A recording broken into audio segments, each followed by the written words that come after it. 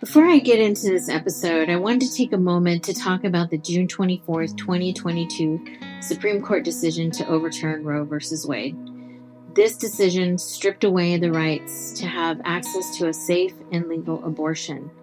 Many of our Latina B2B listeners have grown up only knowing that there is access to health care for these services through their local Planned Parenthood or local community nonprofit organization. Having access to these health care services in our communities has allowed many of our communities to pursue higher education, to plan better for their careers, and for many, healing from domestic violence and incest. Latinas have been completing higher education at higher percentages over the last 20 years, and access to these community services help keep our families healthy and informed to our access and to the right to have healthcare choices for us and by us. As women of color, we will be the most affected by this decision. Let's not make the mistake that we have no say in this matter. We can fight for the support of others in their right to protect their bodies and to have access to a safe abortion. We can rally together for those in most need for services of home care, travel funding, food to families, and childcare for those who will miss work in states such as Texas, who have one of the largest farm working communities outside of California, and which has banned abortion laws taking effect as we speak. It's time to make our voices heard and to make plans to organize for your votes in the coming election and to elect those that will serve the community. You do have a voice and you do have a choice to do something. Let's make this happen and let's stay informed. Gracias.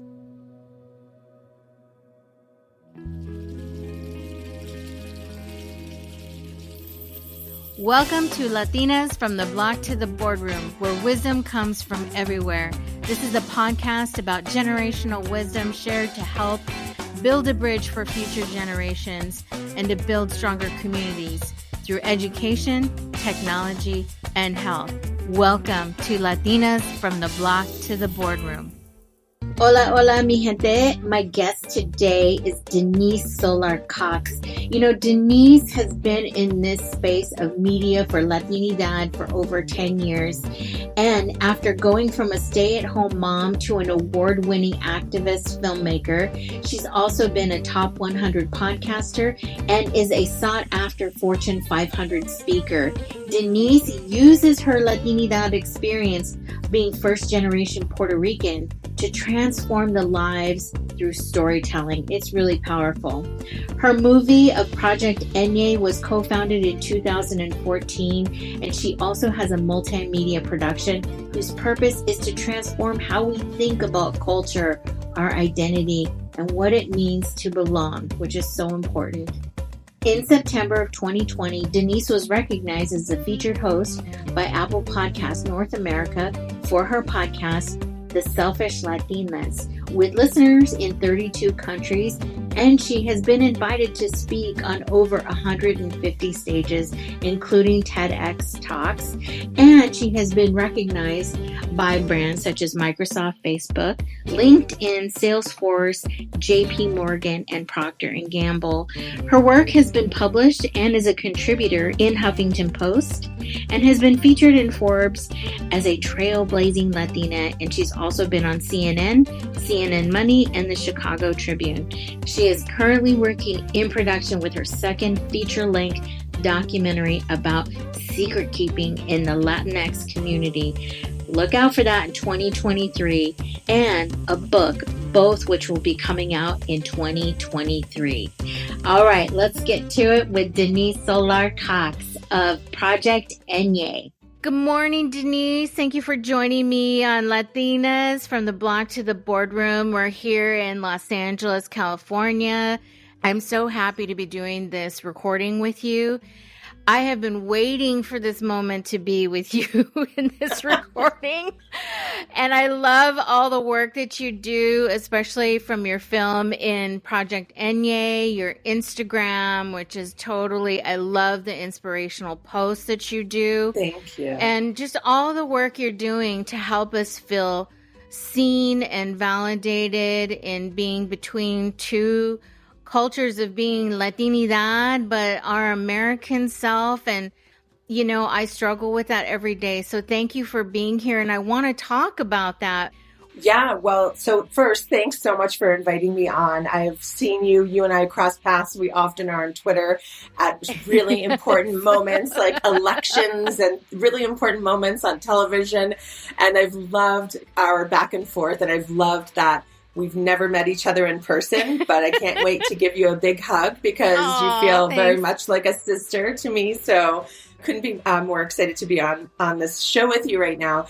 And so the film, Being Eñye, came out 6 years ago, and I feel so blessed to say that has only gotten more and more popular as people appreciate nuanced stories from our community, and also as people appreciate that how relatable our narratives are. And so not only has the film become more popular within our own community and with the diaspora all over the world, but also other communities who share our value system, who share the collectivism that we look at the world through, prioritizing family, edifying elders, and all the things that our kind of value system, those cultures as well are appreciating the film because they feel it's telling their story. And of course, for me, that feels like a great honor. So yes, I have been busier than I had ever anticipated. And if anyone would have said, you're going to be very busy for 6 years after this, I don't know that I would have believed them. I don't know if I would have believed 1 year, because I really just wanted to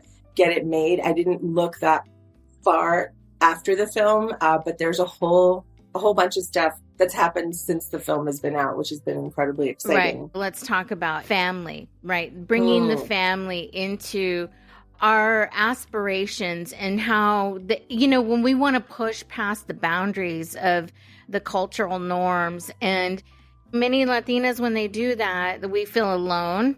I do sometimes, especially when I worked in tech for 20 years. But for you talk about it so wonderfully in your movie. But when we said, let's talk about bringing the mess into the conversation, it has to do with aspirations, being confident, making money, all these things that aren't really, for a lot of us, passed down as a model for us to aspire to. And then that brings up a lot of difficult conversations around money and confidence. And then what are we supposed to do in relation to the family? Yeah, got it. So thanks for bringing up my favorite topic right now. So that is one of the things that, I feel like a lot of people are talking about it in their own way. So one of the things that I'm finding that happens is that when a Latina, the ambitious Latina, right, with big aspirational dreams, begins to ascend, begins to become successful and see their hard work rewarded, it's pretty predictable the things that she'll bump up against. And that is what we're referring to as the mess. And that is when a Latina is striving for and to make good, right, on the promise of, I will make your sacrifice worth it, right? We take it so seriously, and we move and we aspire and we become educated and take risks, and then find ourselves, once we arrive, wherever we end up, right, experiencing intense imposter syndrome, experiencing feelings of betrayal, especially when given opportunities that pull us apart physically from our families.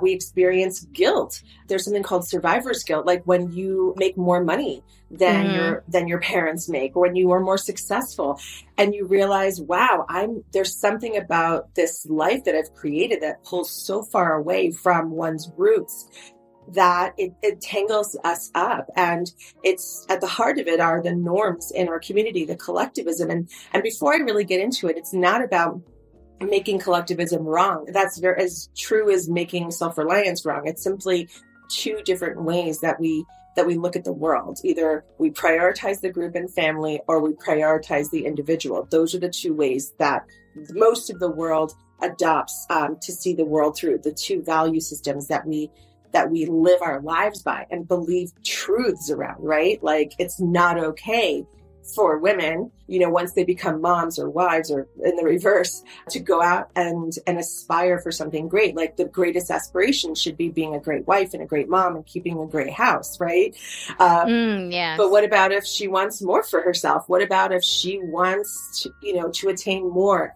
And so those are the things that create those little messes. And I see myself as someone that, I would say, little messes and big messes alike, right? And I see myself as someone who's able to translate that, who's able to understand it and kind of communicate some thought leadership around it, so that the women, and I always say women because I just believe Latinas are the heroes, were one of the greatest gifts of starting Project Eñye are all of the fabulous Latinas that have come into my life. Like, I wish all of you all could have been my best friends growing up. But if you were, Project Eñye wouldn't exist, because I wouldn't have felt so alone. Mm-hmm. So in any case, my biggest goal, my biggest aspiration is to liberate Latinas that feel trapped by the norms that don't work for her, that feel conflicted and overcome by imposter syndrome, and release her and show her where her power is, that never left her,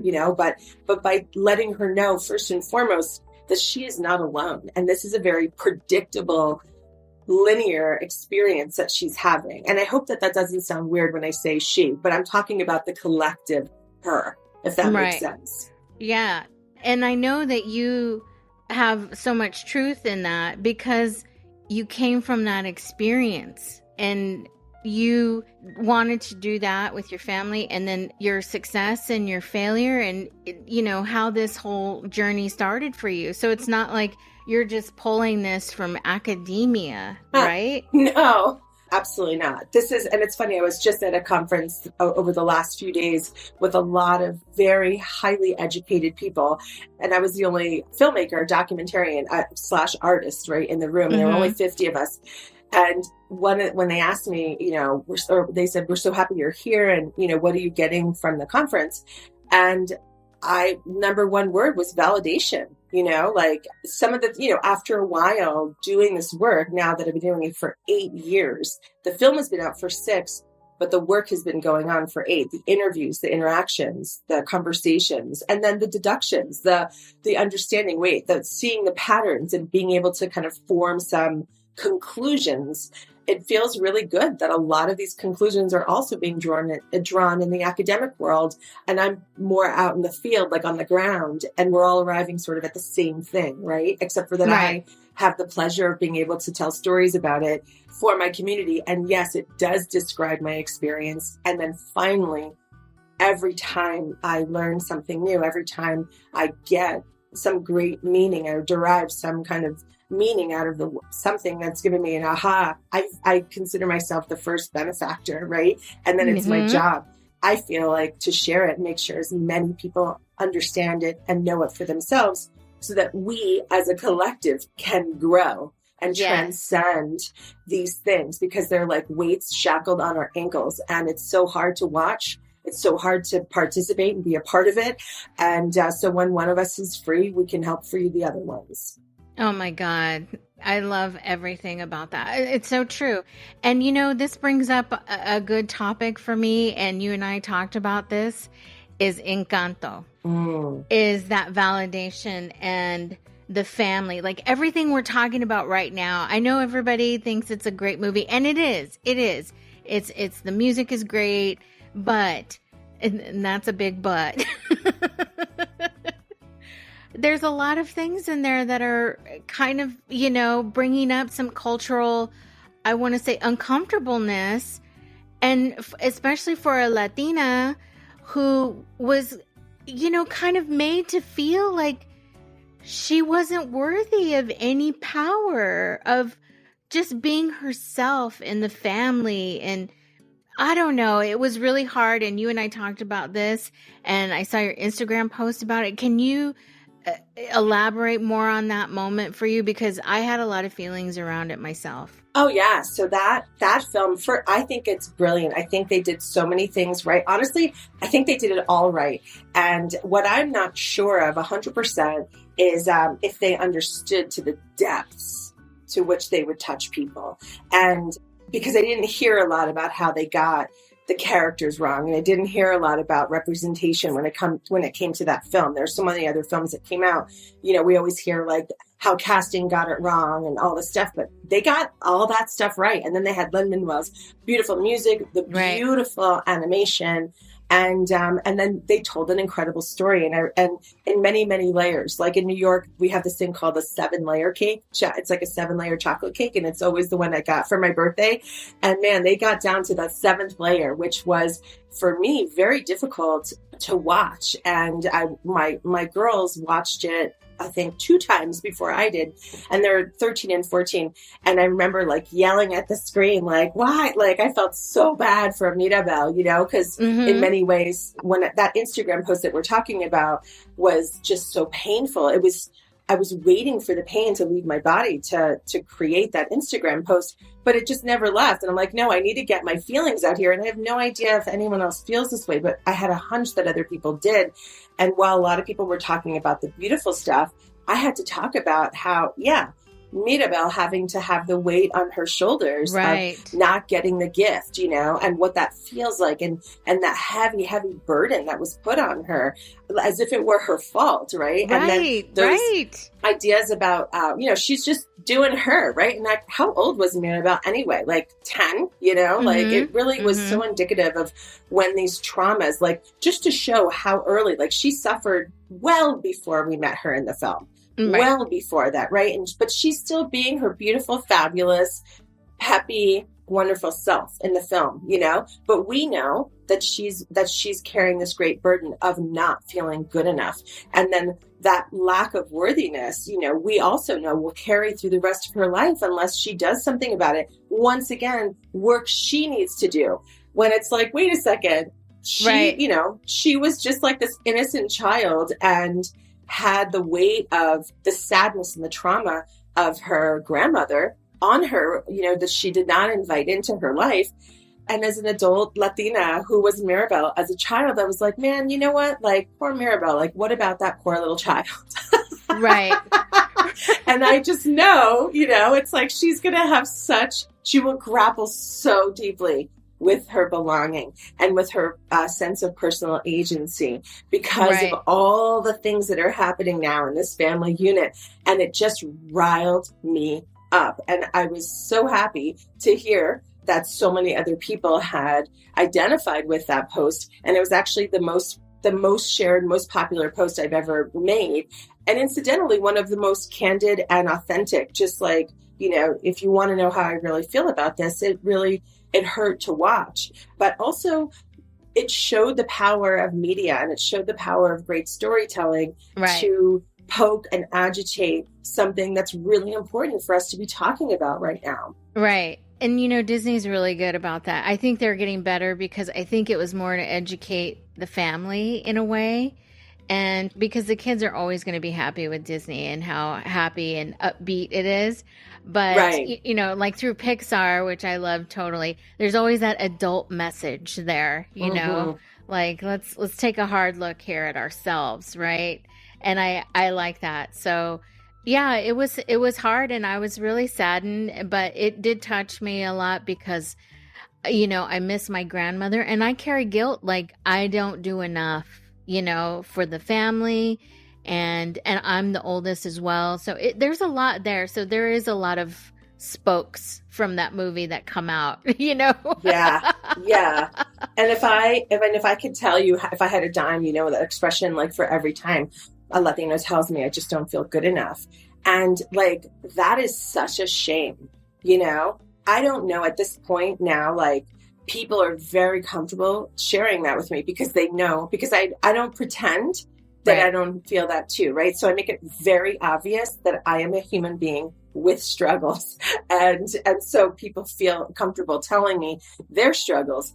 And so it's hard for me to kind of see, like, do other ethnic groups, does the dominant culture, do they say this? Do they experience this? Is this something that is happening there? Because I'm hard pressed to believe it's happening as often as it is for us. Right. And it just makes me want to be that mama bear and that madrina. That's what my coaching group started calling me, the madrina. And, just say like, no, we're all okay. You're okay. We are enough. Let's move on. Now let's keep going here, Yeah. Yeah. So it's hard to hear so many people experiencing that and not want to just completely try to change it. Right. It's hard to step out of the comfort zone. And when you do, I feel sometimes there's a personal resistance and you struggle, right? Because you're the one making the most money, or you're the one that's, helping the family. And when you're the first one, it's hard to see yourself when you don't see that many out there, right? So there's this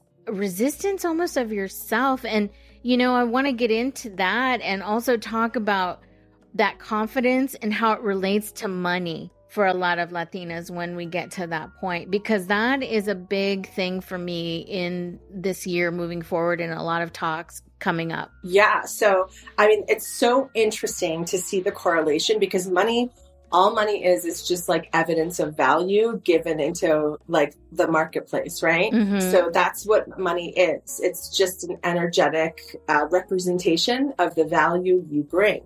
And when I say we, I say the Latino community, I'm going to say generally speaking, there's a lot of really smart, amazing, articulate, successful women with very big Instagram accounts that continue to share about this as well. And sometimes way better than I can.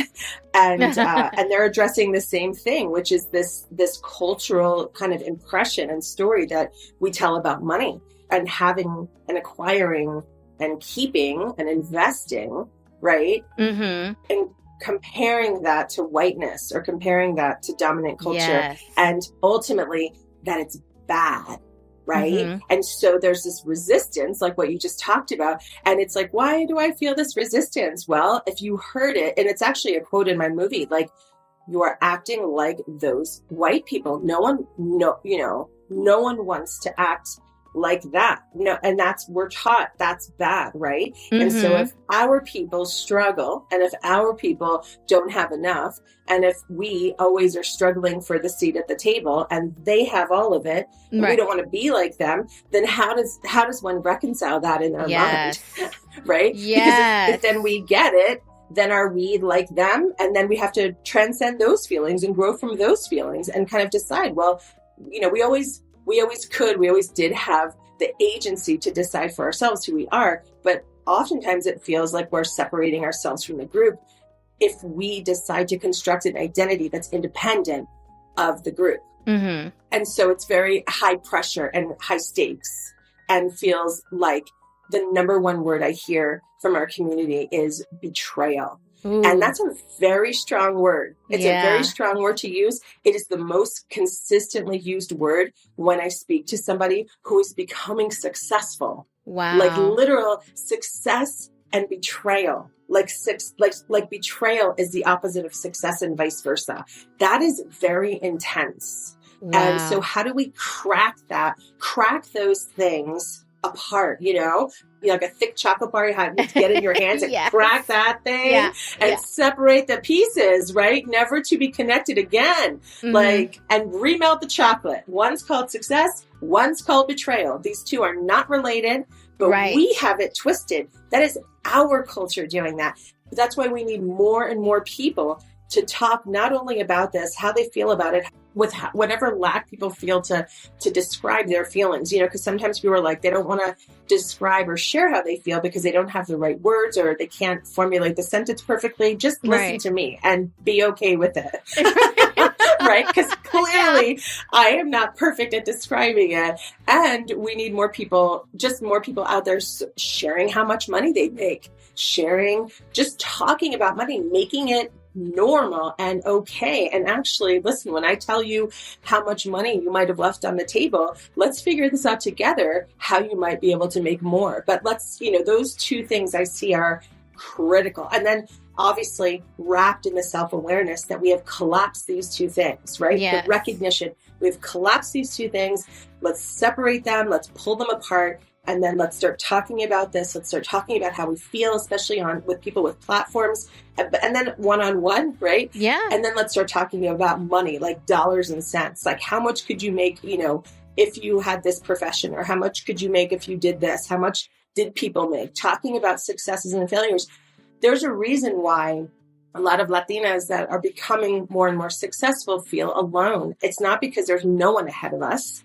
There are some ahead of us, but they're from a different generation where they had to shut down, where they had to, or they believed they had to, right? They believed they had to. They didn't have to, but they believed that they had to keep everything close to the vest. This is not our generation. That doesn't help. Right. It helps when you share. It helps when you are open, and it doesn't take away your power. If anything, it gives you power to share those things. Right. And the more we talk about it, it's building a relationship to our personal growth, right? Absolutely. Oh my gosh, yes. Because when I can share with you, right, something that was hard for me, when I can share that with you and share with you wherever I'm at, there's this thing in digital marketing, or, the online space where they say, don't ever talk about your wounds until they're scars, or something like that, right? Because that's bad. And it's like, you know what?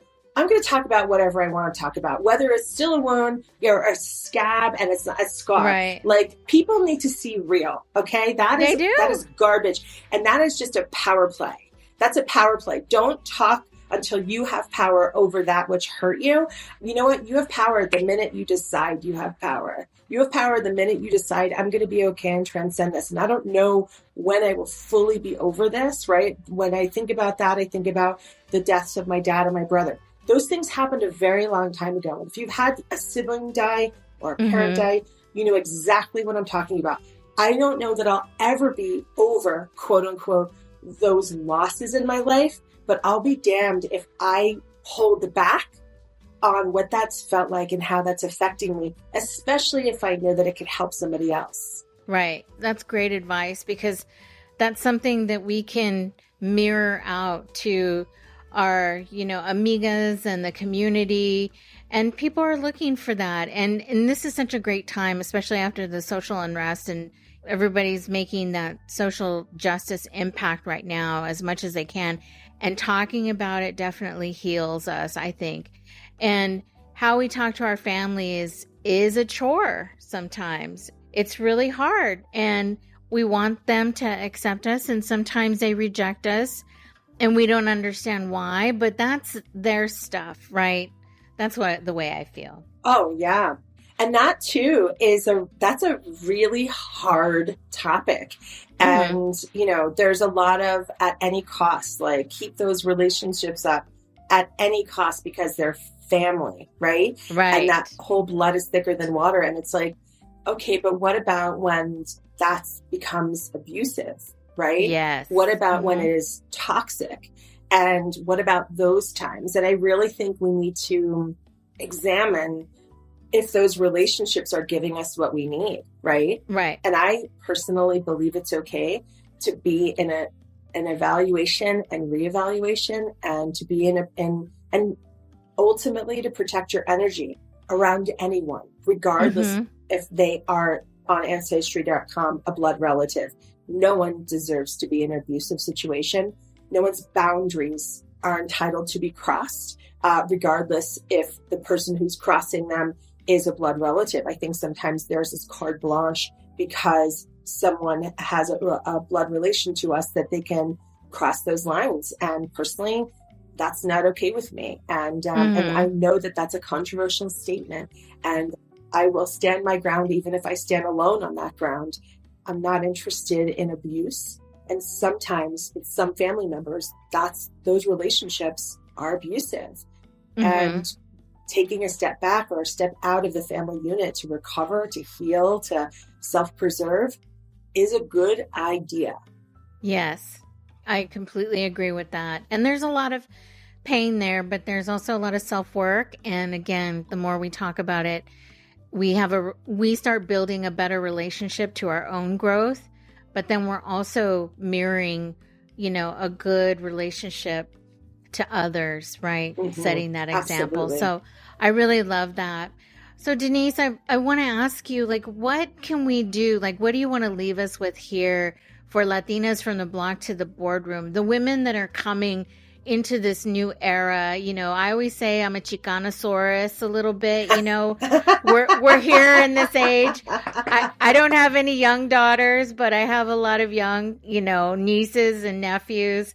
What is it that we can leave them with here with our pathway or how we're trying to build that bridge of communication that it's okay? Yeah, so I would absolutely want to leave everyone with this sense that first acknowledging that you're not alone in what you feel, especially if you're part collective, part self-reliant, right? And so meaning your value system is from the collective, but you're also participating and thriving in a world where self-reliance is the rule book, right? Like, first of all, that is not wrong. And honestly, there's some other ways. There's an underbelly to both of those ideologies. There's a good and a bad. There's a front of the hand and the back of the hand, right? And so one is neither good nor bad. And it's time for something new. It's time for something different. And that something different is called interdependence. And that's the hope of the first gen, second gen, third gen, right? Latino here in this country, et cetera, is to combine those two ideologies, even though they are diametrically opposed, is to combine them not for the world, but for yourself. Right. You know, combine them and create something that works better for you, right? Like it could be like the a la carte line, a little bit of this, a little bit of that. I'm not eating this anymore. I'm starting to do this now. I'm going to have this dressing, right? And then you pick and choose what works for you. This is not bad. This is not betrayal. This is called reinvention. This is called transformation, an upgrade, right? Yes, I'd love that. Yeah, so I invite everyone listening to think about that. Think about what the best way it might work for you and believe that there's something that can work the best for you and that you don't have to succumb to the strong current sometimes that you feel under your feet that sweeps you away and right out of the dream that you have for your life. Oh my God. That's so powerful. I love that. And I love everything that you do, Denise. I really do. You. I do. Oh, thank you. And I'm so happy that you're on the podcast with us. And I appreciate your words and the things that you say, because when we are laying there sometimes alone at night and we're in these arenas, as I say, there's a lot of doubt. And it's like, how do you pump yourself up? I mean, I want to put some music on at that time, but I'm like, I'm trying to go to bed. Yeah, and the thing is, here's not to sound Pollyanna, but when those voices are the loudest, you know, we get to interpret these things however we want, you know, although it seems like there's this default thing, which is listen to the voice and believe we suck, right? And that we really don't know what we're doing. Like that is one possible, that is available, and it is the one that we immediately believe. But there's other things available. There are other interpretations available. We just forget or we need to be reminded. And so another interpretation is, wow, when the voices get the loudest, it's when I'm doing the work that I'm supposed to be doing. Wow. And you can try it and try it out. You have an amazing day today, and you will see the more you ignore that resistance and just transcend and move through and courageously show up for yourself, the more miracles will happen, I promise you. And the only reason why I know this is not because I read it in a book, although it is written in many, many books, is because I have personal experience with it. And I also have experience with, for whatever reason, seeming to forget it every time I'm reaching for something bigger. And so the last thing I want to share is my next project. I'm working on a book. And another film, my second film. A lot of people are like, are you making another film? What's going on? So yes, the book and the film are actually very much related, and hopefully both will be coming out next year. And wonderful. They are, they're both about the same thing, but expressed in different ways. And it's very specifically about secret keeping in our community and how that norm, that old antiquated norm of los trapos sucios se lavan en la casa, is holding us back from personal agency, from having a sense of worthiness, and ultimately from belonging in the spaces and places that we desire to be in. So I'm very, very excited for those two things to come out. Well, there you go, everybody. You heard it first.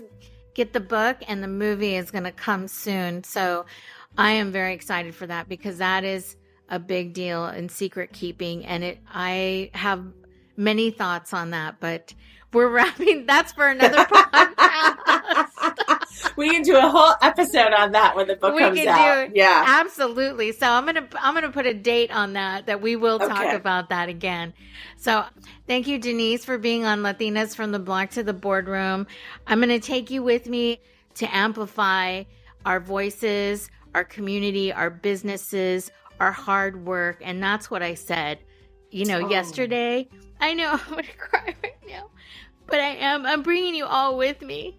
So thank you, Denise. I really appreciate it very much. You're welcome. So I want you to bring my 100% belief in you that you are going to kick major butt today and any day. Okay, you take that with you. Thank you, Denise. I appreciate that. You're welcome. Okay, gracias. Okay, all right. Okay, bye-bye. Thanks, Denise. Bye. Thank you, Denise, for joining me on Latinas from the Block to the Boardroom and bringing Project Eñye and your experiences to all of us here in the podcasting realm.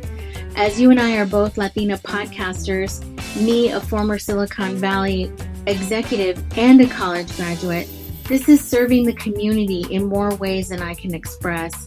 And what I love about our discussion today was how it is very timely to the events that are happening in our community with the overturn of the Roe versus Wade and the gun laws that have just changed recently for our states, especially here in California and in New York. As Latinas move up in their careers or enter college, we do grapple with a lot of these issues. And so I'm so happy to have her here to discuss this with us and to share what it means to be a powerful Latina. So let's get into that mindset and shift our power. I'm so happy that she came to join us today here on Latinas from the Block to the Boardroom. If you'd like to learn more about Denise, you can find her at Project Eñye on YouTube, which has some very wonderful and powerful clips that you can see.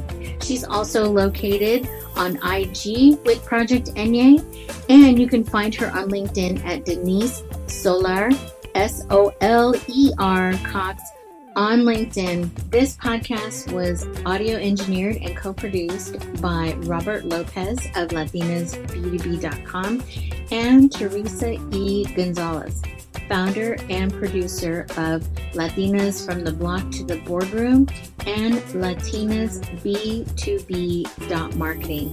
Please subscribe to our newsletter to learn more about our guests such as Denise and others, and get your information on how we are providing services to the community and how we can help our communities build stronger together.